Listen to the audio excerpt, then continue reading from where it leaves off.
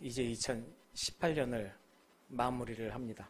이제 마무리를 하고 이틀 뒤면은 이제 새해가 밝게 됩니다. 새해가 되면은 인사들을 하죠. 인사들을 하는데 누가 뭐라고 그래도 새해 인사는 새해 복 많이 받으세요 라는 말이죠. 연초부터 만나는 분들마다 새해 복 많이 받으세요. 새해 복 많이 받으세요. 그것이 인사입니다. 그런데 이게 참 듣기 좋은 인사이긴 합니다. 그런데 이 인사를 가만히 생각을 해보면요. 복을 받는다. 복을 받는 거라고 그렇게 이야기를 하죠. 성경에도 복 이야기가 참 많습니다. 하지만 받는 것으로 표현하지는 않습니다. 그래서 여러분들이 잘 아시는 대로 그 시편 1편에 있는 그 말씀의 1편 1장에 보면은 복 있는 사람은 이라고 복 있는 사람이라고 그렇게 이야기를 하고 있죠. 또 복에 대하여서 또 여러분들이 또 잘 아시는 신약 성경에 있는 내용이 또 있습니다. 산상수훈이라는 말씀이 있죠. 심령이 가난한 자는 복이 있나니 복이 들어온다가 아니라 복이 있다입니다. 더 구체적으로 더 적극적으로 표현한 그런 내용도 있습니다. 뭐냐면 그 믿음의 조상 아브라함 이야기인데요. 믿음의 조상 아브라함을 부를 때 창세기 12장 2절에 하나님께서 그렇게 이야기를 하십니다. 그 바뀌기 전에 개역 한글 성경에는 이렇게 나와 있죠. 너는 복의 근원이 될지라. 그런데 지금 우리가 보고 있는 개역개정 성경에는 찾아보면요. 너는 복의 근원이라는 것이 아니라 너는 복이 될지랍니다. 그러니까 복은 외부로부터 굴러 들어오는 것이 아니죠. 재물을 얻듯이 밖에서 얻어갖고 들어오는 것 그런 것이 아닙니다. 옷 위에 입는 것 같이 복을 덧입는 그런 개념이 아니라는 겁니다. 그냥 그 사람 그 자체를 그렇게 복으로 이야기를 하고 있단 말이죠. 자, 그런 차이가 있습니다. 복을 어떻게 얘기하는지. 그러면은 그 차이가 나는 내용에서도 무엇인가 의미가 있다는 것이죠. 그럼 그 의미가 무엇인지를 우리가 알아야 한다는 겁니다. 하여튼 복은 복입니다. 복은 복이고 복이라는 것을 원하지 않는 사람은 없습니다. 그러니 모든 사람들은 복을 원하죠. 하지만 모든 사람들이 다 복된 것은 아닙니다. 또 소원은 모두 다 같습니다. 소원은 모두가 다 같은데 왜 다 똑같이 이루어지지 않을까 하고 생각해 볼 필요도 있다는 것이죠. 그러니 이제 2018년 한 해를 마무리하는 이 마지막 주일에 우리가 지난 한 해 동안 주님께 받은 복이라는 것을 한번 생각해 보고 그 복 이야기를 해보려고 합니다. 그러니 한번 들어보시기 바랍니다. 미국의 펜실베니아 대학에 마크 길슨이라는 교수가 있습니다. 그 교수가 이런 실험을 했습니다. 요만한 상자를 하나 딱 갖다 놨습니다. 그리고 그 상자 가운데에 칸막이를 막았죠. 그러면은 상자가 이쪽에 한 칸, 이쪽에 한 칸, 두 칸이 생길 거 아니겠습니까? 그 두 칸에다 양쪽에다 그림을 그립니다. 이쪽에다가는 웃는 얼굴, 이쪽에다가는 슬픈 얼굴을 이렇게 그려놨습니다. 그리고 상자 이쪽 면에다가 이렇게 구멍을 두 개를 딱 뚫어놨습니다. 이게 뭐냐? 사람이 이렇게 두 눈으로 딱 들여볼 수 있을 만큼 딱 그 구멍을 뚫어놓은 거죠. 그리고 그것에 해놓고 사람들을 데리다 실험을 합니다. 들여다보라고. 사람들이 들여다봅니다. 한쪽에는 웃는 얼굴이 있습니다. 한쪽에는 슬픈 얼굴이 있습니다. 그래서 많은 사람들을 보여준 다음에 들여다본 사람들한테 그래 당신은 뭘 봤습니까? 라고 질문을 했죠. 물어봤더니 상자 안에는 분명히 두 가지 모습이 있었는데 이 두 모습을 다 봤다는 사람은 없다는 거죠. 어떤 사람은 저는 우는 얼굴을 봤습니다. 저는 굉장히 슬픈 얼굴을 봤습니다. 그렇게 두 종류밖에 없다는 거예요. 둘을 다 같이 봤다는 사람은 없다는 겁니다. 왜 그랬을까요? 그림은 두 개를 다 그려놨는데 그걸 다 못 보더라는 겁니다. 그래서 이 길슨 교수가 이 실험을 하고 나서 이 현상에 대하여서 그가 이름을 지었습니다. 뭐냐면은 코그니티브 블락케이드. 이게 뭔 소리냐면요. 인식의 차단이라는 말입니다. 인식의 차단. 사람들은요, 뭘 깨닫고 어떤 것을 아는 그런 능력, 그런 지능이 있는데요, 그것이 온전하지 못하다는 겁니다. 그것에게는 제한도 있고 그 능력에게는 한계도 있다는 거죠. 그러니까 모든 상황, 모든 것을 다 못 본다는 겁니다. 그래서 이 두 그림을 보여줬는데 다 못 본다는 거죠. 누구는 웃는 얼굴만 봤습니다. 왜 그랬습니까? 이 사람의 마음이 지금 기쁘거든요. 누구는 슬픈 얼굴만 보입니다. 왜요? 이 사람은 지금 우울합니다. 슬픕니다. 그러니 세상에는 두 가지가 있습니다. 웃는 게 있고 슬픈 게 있고. 그렇다면 뭘 보시겠습니까? 그 보는 것은 내 마음의 판단에 따라 다르다는 겁니다. 내가 기쁘면 밝은 모습이 보이는 거고, 내가 우울하면은 세상도 우중충하고 슬프게 보인다는 것이죠. 뭐 우리 상황도 그렇지 않습니까? 밖에서 비가 내립니다. 그럼 누구는 은혜의 비가 내린다 그렇게 얘기하고요. 누구는 우중충하게 비 내리고 우울하다 그렇습니다. 똑같은 현상을 두고 나서 느끼는 것이 다르다는 거죠. 그러니 오늘 이 마크 길드슨 교수가 그 실험을 통해서 과학적으로 아주 우리들에게 귀한 것, 귀중한 내용을 발견한 것이죠. 자, 근데 이건요, 서양 사람들의 과학적인 실험입니다. 이렇게 과학적으로 증명까지는 못해도요, 그런 이치가 있다는 것을 이 동양 사람들은 예전부터 이미 알고 있었습니다. 그래서 한문 표현에 이런 말이 있습니다. 화복동문이라고요. 화복동문. 이 무슨 말이냐면은 나에게 화가 들어오는 문, 복이 들어오는 문, 이게 따로 있는 게 아니라 문은 하나라는 얘기입니다. 들어오는 데는 같다는 거예요. 그러니까 동문, 문은 하나인데 이 문으로 복도 들어오고 이 문으로 화도 들어오고 그런다는 이야기죠. 자, 그러면 왜 그러냐? 마음 착하게 쓰면은 복이 들어오고 마음 못되게 쓰면은 화가 들어온다는 그런 얘기입니다. 그러니까 아까 길슨 교수 이야기랑 같은 이치입니다. 같은 이치인데 이것은 아주 동양적인 철학의 지혜가 이미 앞서서 그런 상황이 있다는 것을 깨닫고 있었다는 이야기죠. 그러니 우리들 살아가면서 불평하지 마십시오. 뭐가 다 문제입니까? 우리들의 마음이 문제라는 겁니다. 여러분의 마음이 문제라는 거예요. 그 마음이 불편하면은 다 불만스럽게 보인다는 겁니다. 모든 게 다 불편하고 힘들게 보인다는 거예요. 왜요? 내 마음에 문제가 생겼기 때문입니다. 자, 그럼 한번 들어보세요. 하나님의 말씀을 제가 한번 소개해 보겠습니다.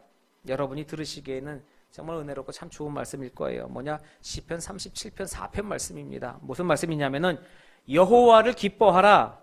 그가 내 마음의 소원을 이루어 주시리라 라는 말씀입니다.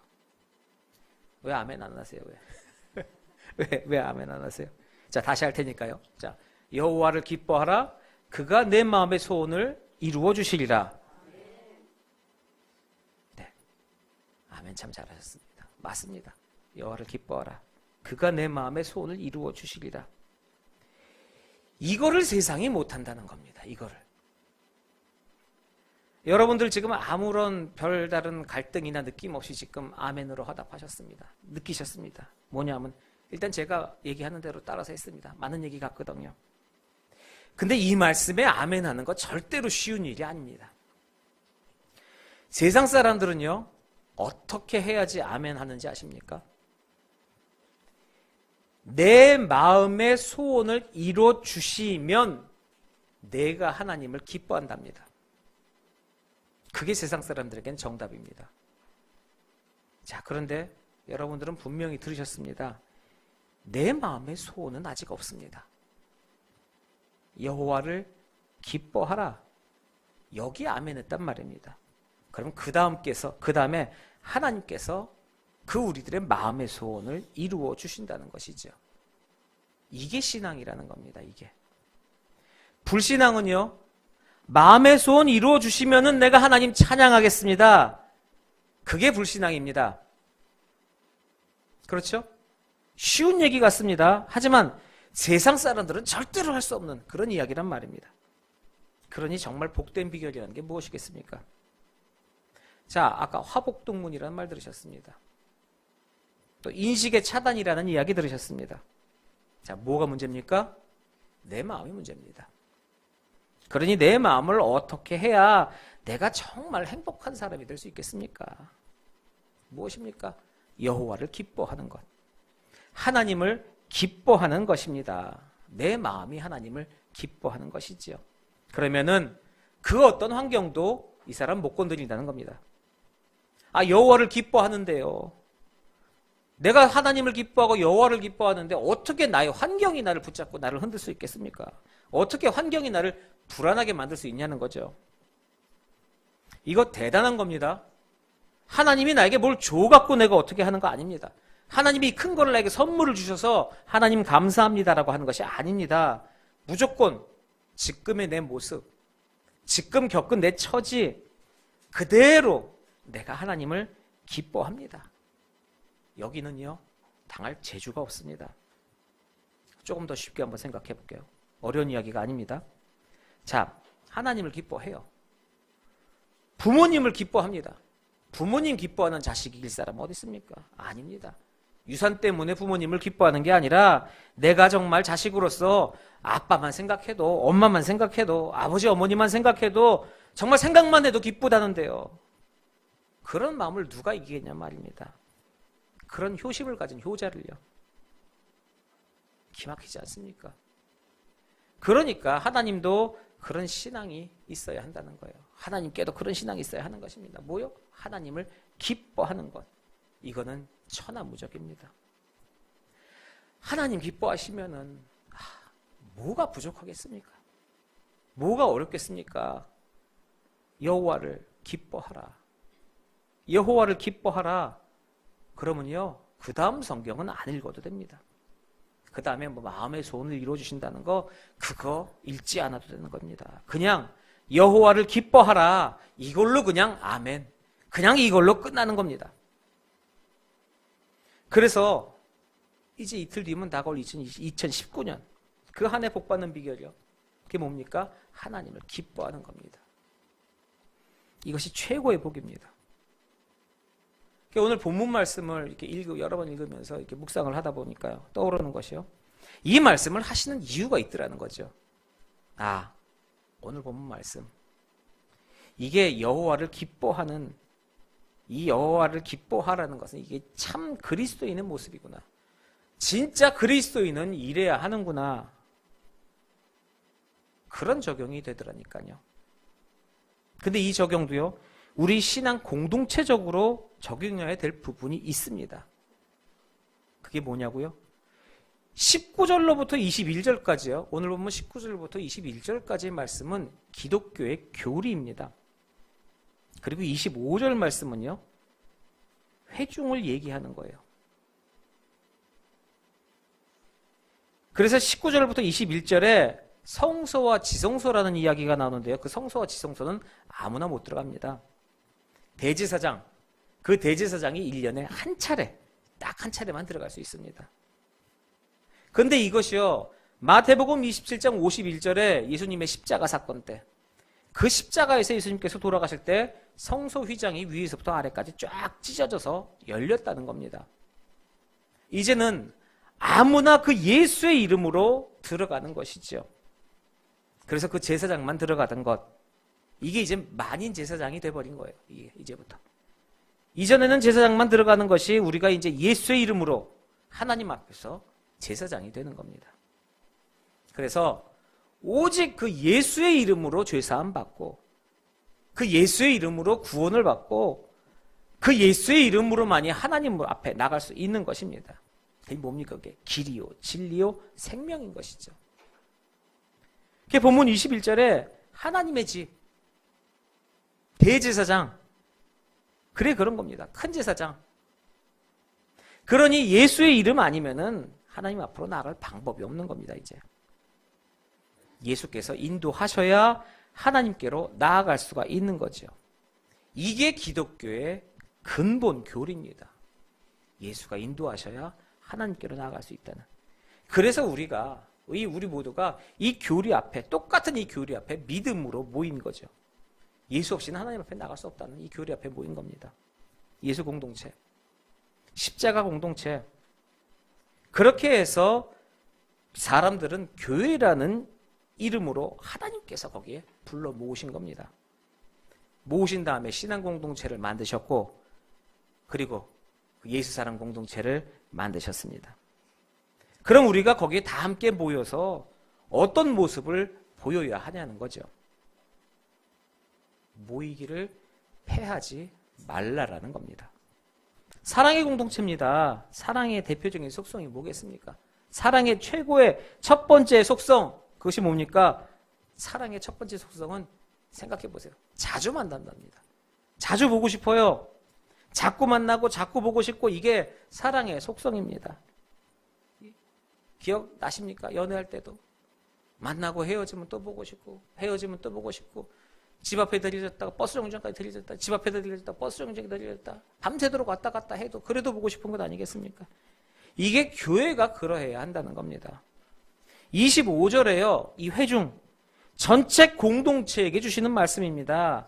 그래서 여기서 요점은 뭐냐 하면은, 제가 이야기하고 싶은 게 뭐냐 하면요, 우리 성도 한 사람 한 사람, 그 한 사람 한 사람이 정말 여호와를 기뻐하는 참 그리스도인이라면은 이 모습만은 있어야 한다는 겁니다. 그래서 내가 말로만 내가 하나님을 기뻐한다, 말로만 하는 것이 아니라 내가 이러한 모습을 보여서 남들이 저 사람은 정말 하나님을 기뻐하는 사람이구나, 그것을 보일 수 있어야 한다는 겁니다. 그것이 본문의 22절, 23절, 24절의 말씀입니다. 이거를 한 사람 한 사람이 지켜야 할 겁니다. 그래서 이 세 절을 보니까 역시 신앙의 세 가지 요소를 말씀하고 있지 않습니까? 22절에 뭘 얘기합니까? 참마음과 온전한 믿음. 그렇게 말했습니다. 믿음입니다. 믿음. 23절은 뭡니까? 믿는 도리의 소망. 24절에는요, 사랑과 선행. 그럼 22, 23, 24 뭡니까? 역시 믿음, 소망, 사랑, 이 세 가지 이야기하고 있단 말입니다. 정말 하나님을 사랑하십니까? 그런데 왜 아멘을 안 하세요? 정말 하나님을 사랑하시는데 왜 응답을 안 하십니까? 왜 아멘을 안 하십니까? 그런데요, 이 아멘을 해버리시면요, 정말 여러분들이 떳떳하게 그 믿음에서, 소망에서, 사랑에서 정말 하나님이 기뻐하시는 그 참 그리스도인이라는 것을 보여야 한다는 겁니다. 나만 알고 있는 것이 아니라 그 모습을 보여야 한다는 말입니다. 2018년 마지막 주일, 우리가 뒤를 돌아봤을 때 우리들의 삶에 그런 모습이 보였어야 한다는 겁니다. 그리고 내년에, 아니요, 그 이후에 살아가는 평생 동안 영원히 그렇게 살아가야 한다는 것이고, 그게 바로 하나님의 복을 받는 비결입니다. 자, 그게요, 첫 번째로 22절에 있는 믿음입니다. 믿음이 있어야 합니다. 믿음이 제대로 돼야 합니다. 그래서 참 마음과 온전한 믿음이다 라고 얘기를 했습니다. 이 내용을 원어 성경 그대로 보면요, 온전한 믿음 위에 참 마음이 있다, 그 이야기입니다. 그러니까 온전한 믿음 안에 참 마음이, 그 마음이 있다는 겁니다. 그만큼 믿음이 중요하다는 겁니다. 믿음이 바탕이 돼야 됩니다. 그러면은 믿음이 뭐냐? 믿음이 뭡니까? 내가 세상적인 소원 하나 딱 갖다 놓고 주여 주실 줄로 믿습니다 하면 그게 믿음입니까? 아니죠. 그럼 믿음을 뭐라고 표현해야 정확하겠습니까? 이 하나님의 말씀이 있습니다. 이 말씀, 이 모든 말씀을 그 영원 불변하신 그 절대 진리의 하나님의 말씀이라고 내가 인정을 하고, 그 다음에 그 말씀대로 순종하는 것만이 믿음입니다. 그래서 로마서 1장 5절, 16장 26절, 로마서의 서론과 결론입니다. 이 서론과 결론에서 사도 바울이 똑같은 이야기를 두 번 합니다. 똑같은 얘기 두 번 해요. 믿어서 순종하라고요. 믿음이란 내가 주여 믿습니다 하는 그 말 가지고 되는 게 아닙니다. 그 말씀에 순종하는 것. 믿음, 순종 그 두 개를 합쳐서 믿음이라고 하는 겁니다. 그래서 하나님 말씀에 올바른 믿음을 그 진실한 응답과 행함의 그 순종까지 그렇게 온전한 믿음의 모습을 보여야 한다는 겁니다. 이런 얘기 있습니다. 그러니까 아버지하고 아들이 있는데요. 그 지역에 아주 극심한 가뭄이 들었어요. 어느 날 아침에 아버지가 이제 아들하고 아침 식사를 같이 하는 중에 아침 식기도를 합니다. 식사하기 전에 기도를 합니다. 조그마한 아들을 앉혀놓고 기도를 하는데 하나님 이 땅에 비를 주시옵소서. 오늘 분명히 비가 내리시게 하실 줄을 믿습니다. 예수님의 이름으로 아멘 하고 끝냈습니다. 그러고 나서 이제 밥을 먹고 나서 아들이 학교를 갑니다. 근데 아들이 우산을 딱 잡고 나가는 거예요. 야, 너 이 마른 하늘에 왜 우산을 들고 나가냐 했더니 아들이 하는 얘기가 아빠 비 온다고 그랬잖아요.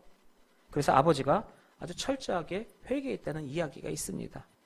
이게 그 내촌감상 일본의 우쭈무라 간조, 그 우쭈무라 간조의 실화입니다. 정말로 있었던 이야기입니다.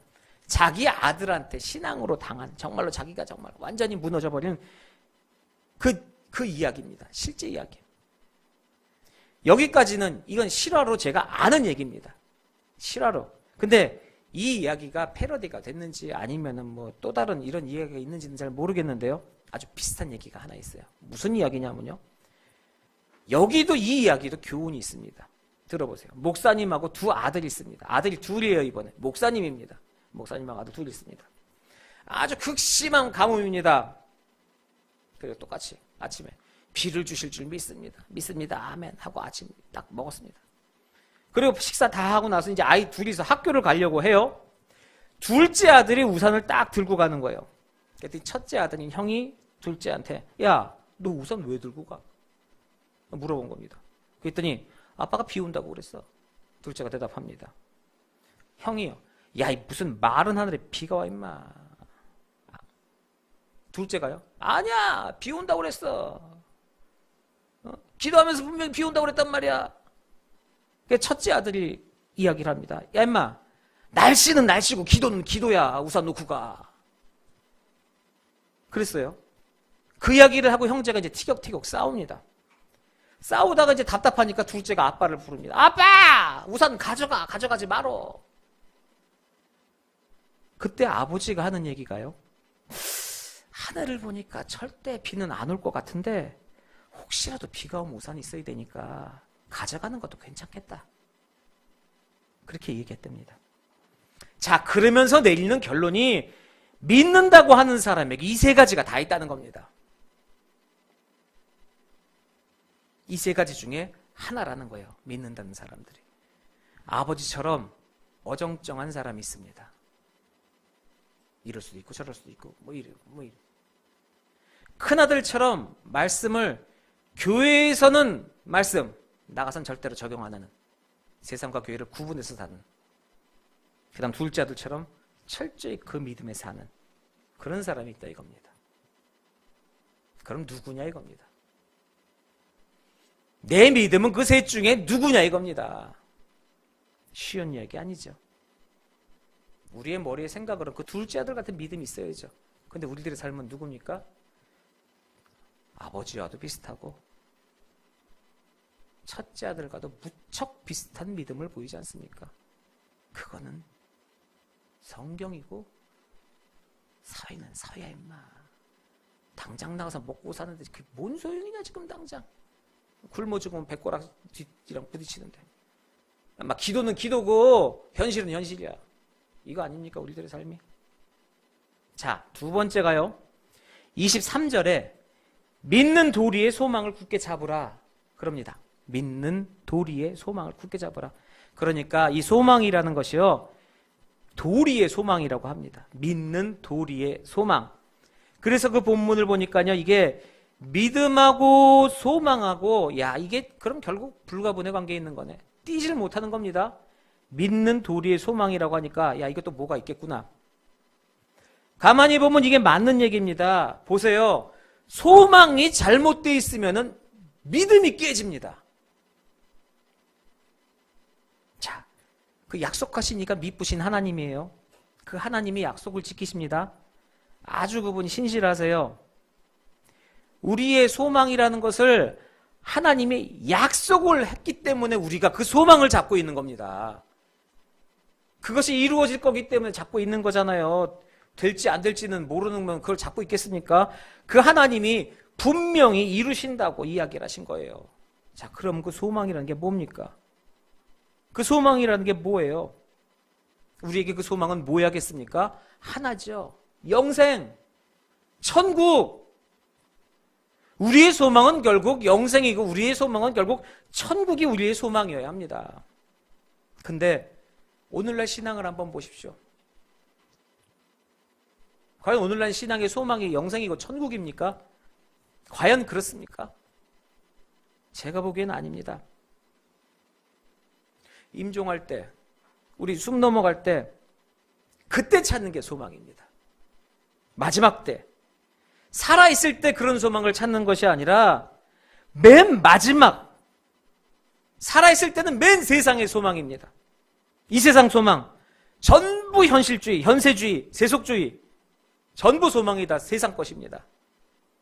그러니 하나님이 섭섭하시지 않겠습니까? 소망을 그렇게 잡으면 되겠습니까? 그러니 전부 기복주의, 세상적인 기복주의, 돈 버는 것, 건강한 것, 출세하는 것, 이게 다 소망입니다. 이 소망입니다, 이게.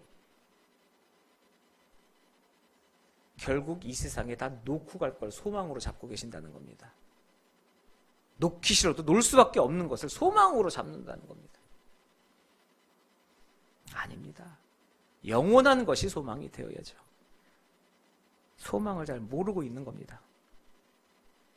그래서 이 현대의 교회를 보고 어떤 사람이 아주 신랄하게 비판하면서 꼬집은 이야기가 있습니다.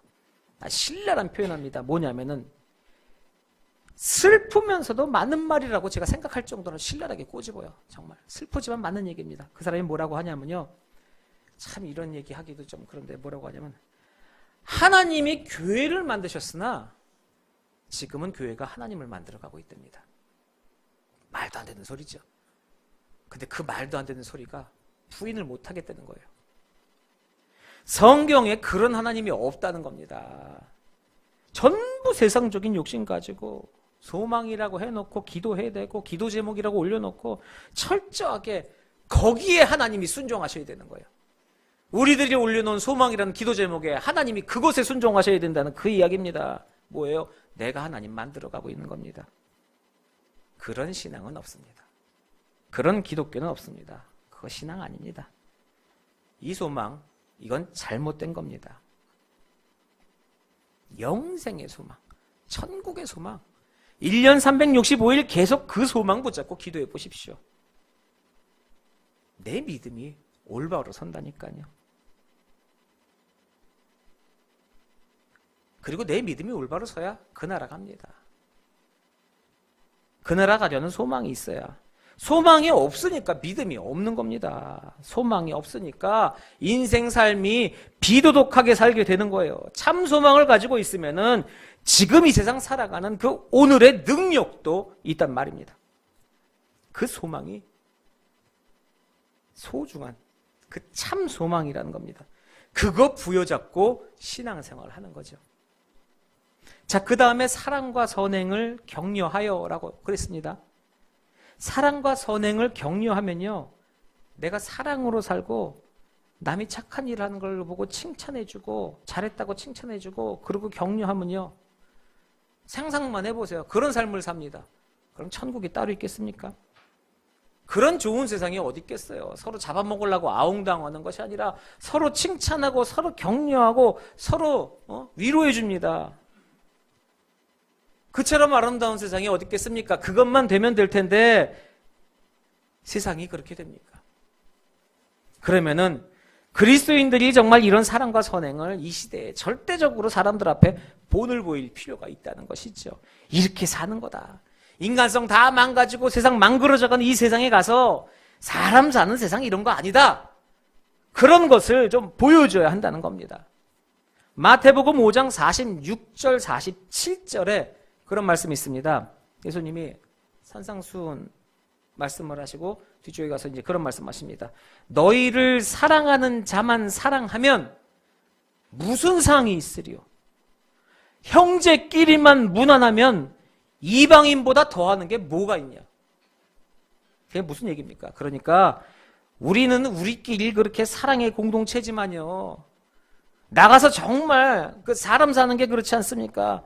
이렇게 사는 것이 아니다라고 우리가 본을 보이면서 너희들끼리 몰려서 옴닥옴닥 행복하게 사는 게 아니라 너희들의 그 사랑의 삶을 나가서 보여주라 그 이야기입니다. 본을 보이라는 거예요. 사람 사는 것이 무엇이에요? 혼자서 옴닥옴닥 혼자 사는 게 사람 사는 겁니까? 소통 아닙니까? 소통. 예전부터 중요시된 게 소통이고 지금도 소통. 중요 키워드가 소통 아니겠습니까? 이게 인터넷 스마트폰 없을 때는요, 뭐 하나 물어보면 길 물어보면서 다니고요. 내가 모르는 거 있으면 알만한 사람 찾아다니면서 물어봤습니다. 주고받고가 있었어요. 주고받고. 근데 이제는 전부 다 인공지능에게 물어봅니다. 여러분, 인공지능이 100% 맞다고 확신하십니까? 인터넷 검색창 파란 창에다 질문을 하면 수많은 답변, 거의 모든 것이 답변이 나오는데 여러분, 그 답변이 100% 여러분에게 올바른 답변이라고 확신하십니까? 이제 어쩌다가 그 AI를 맹신하는 단계까지 왔습니까? 하나님 비가 오실 줄 믿습니다. 그 믿음보다 인터넷 검색해서 오늘 비 올 확률 몇 프로, 그것 보고 우산 가지고 나가시지 않습니까?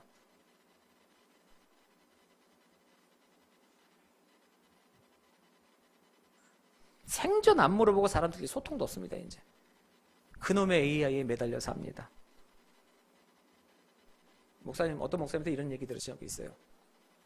목사님이 몸이 좀 안 좋으셔서 얼마 기간 요양을 하실 필요가 있어갖고 온천에 가셨답니다, 온천에.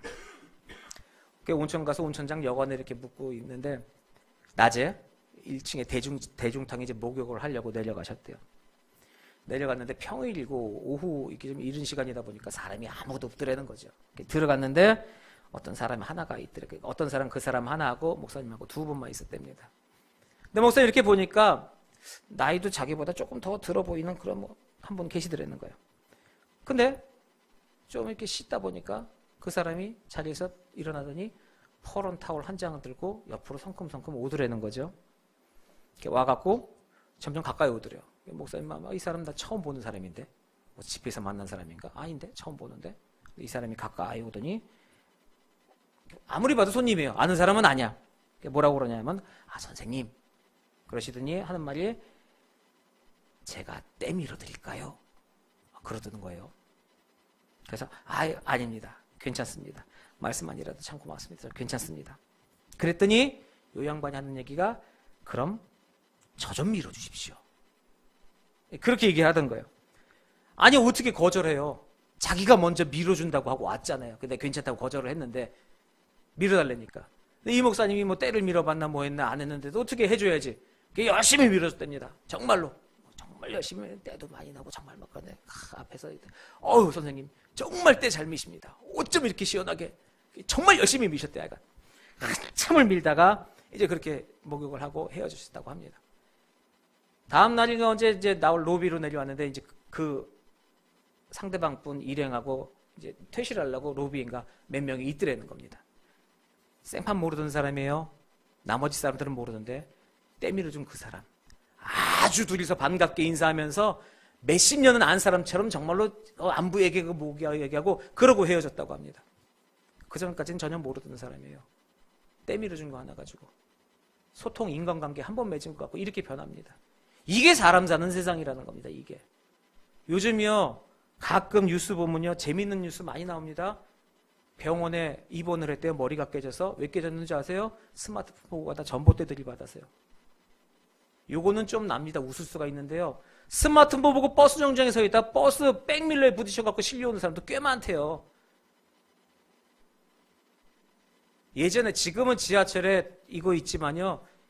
예전 같으면 큰일 납니다. 그 지하철 그래서 아마 제가 보기엔 도가든 그래서 만든 것도 있어요. 뛰어드는 사람도 있지만은 하도 빠지는 사람들 이게 이거예요. 다 이거. 근데 저도 이래요. 무료하거든요. 할 게 없거든요. 할 게 없을 때는 누구 소통을 하고 뭘 해야 되는데 싫고 나 혼자만의 시간을 갖고 싶으니까 혼밥족, 혼술족. 식당에 가면 도서관인 줄 알잖아요. 칸막이 땅땅땅땅 돼 있고 혼자 앉아서 라면 먹고. 그 뭐하러 가서 먹어요? 집에서 끓여 먹지? 또 남이 해주면 더 맛있나? 사람 사는 게 그런 겁니다. 마태복음 7장 12절에요. 이게 제일 잘 믿는 거다. 이게 세상에서 정말 이런 윤리를 보여줘야 된다 해갖고 이게 이제 황금률이라는 겁니다. 황금률. 무슨 얘기냐? 마태복음 7장 12절. 남에게 대접받고 싶으면은 대접받고 싶은 대로 먼저 대접해랍니다. 대접하시고 양보하시고 세상 사람들 우리가 가르쳐야 할 필요 있습니다. 여러분들이 나가서 웃는 모습으로 여러분들이 나가서 착한 모습을 보이고 여러분들이 나가서 순종의 모습을 보이고 그러면은 여러분들이 듣게 되는 소리가 뭡니까? 역시 믿는 사람은 착해 이 이야기 아닙니까? 그 믿는 사람은 착해가 나를 올리는 겁니까? 하나님께 영광 돌리는 건 아니겠습니까? 사랑과 선행, 믿음과 소망, 믿음, 소망, 사랑 이 세 가지는 항상 있을 건데 그 중에 제일은 뭡니까? 사랑이라. 자, 2018년 끝자락에 서 있습니다. 한 해를 뒤돌아봤을 때 나에게 들려오는 소리는 무슨 소리가 들려오십니까? 역시 믿는 사람은 착해 이 이야기입니까? 이제는 2019년을 계획하실 때입니다. 2019년 한 해 역시 그 사랑과 선행으로 여러분들의 삶 속에 주님의 은혜로 가득한 그런 복된 한 해가 되시기를 주님의 이름으로 축원합니다. 기도하겠습니다.